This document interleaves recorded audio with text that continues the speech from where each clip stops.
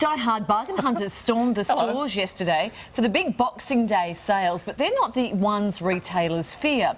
A US study, this is in the US, shows that goods to the tune of $1.8 billion are shoplifted during the Christmas period. Can you believe it? The figure rises every year. 1.8 billion, but shop owners aren't the only ones whose wallets are getting lighter because of theft. On average, these retail crimes end up costing families an extra $200 each year. We'll get to the bottom of this. Here with more on the shoplifting underbelly is Russell Zimmerman from the Australian Retailers Association and Brian Walker from the Retail Doctor Group. Good morning to you both, gentlemen. Good morning, Russell, starting with you, does that $1.8 billion figure surprise you at all? Well, no, look, it doesn't, Larry, because we know that it's about $6 billion annually, and we know that around 40% of sales come through that Christmas period. So it's in line with what the sales are, and we know that when retailers get busy, that's the time when people are actually going to get into the shops. Yeah, Russell, I mean, a lot of people think this is kids getting up to no good, you know, in school holidays. They've got time on their hands. Is that a big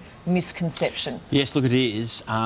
Realistically, there's a lot of people out there who are organised in this type of crime, and around 75% of them are adults, and they target certain items. They might be targeting razor blades, batteries, things that have got high volume, quick, easy turnover that they can get rid of.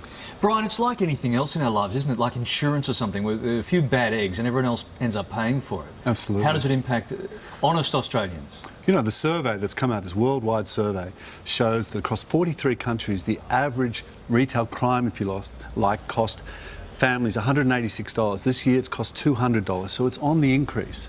And in the US, that study shows it costing families an additional $435.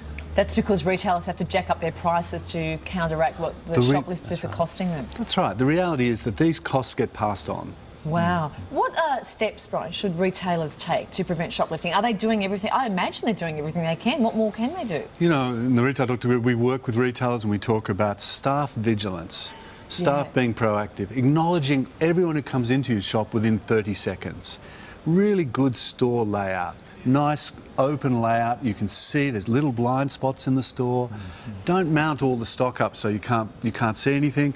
And keep it fresh and keep it turning over. But staff vigilance is number one. The other thing you've got to keep fresh is the technology, just to keep ahead of the game, Russell, and there's some new bits and pieces out there now. Well, there's a couple of very interesting things out. Firstly, one of the security companies has got an app for your iPhone, and you can use that, and you can have that connected to a camera, so at any time you can be in the store and look around on your iPhone, or out of the store and look on your iPhone. The other thing is, and a lot of these are used now, this is an RFID technology, and it actually has a couple of dyes in it, and if you try and pull the cover off that will actually explode, and it will leave dye all over the clothing and over your hands, and it's very hard to remove. Yeah, see, unfortunately, colour blocking's back. So that could work out all right. See, if it works with the colour scheme, don't you reckon? Yeah, a royal blue. A royal blue is sort of a modern-day tie-dye. It seems employee theft also spikes during Christmas. I mean, this is people stealing off their employers, their bosses. Absolutely. Russell's Association says that up to 50% of theft occurs from employees, regrettably. So it's a big thing. And what do we talk about? We talk about staff culture, making sure that staff operate as a team within a store, recruit the right people, check them out thoroughly, really know who you're employing, and stay vigilant to it. It's all about the people there, right, Russell? So Brian, thank you very much for your time today. Thanks. Pleasure. Staggering numbers. Absolutely. Happy New Year. Okay, thanks, guys.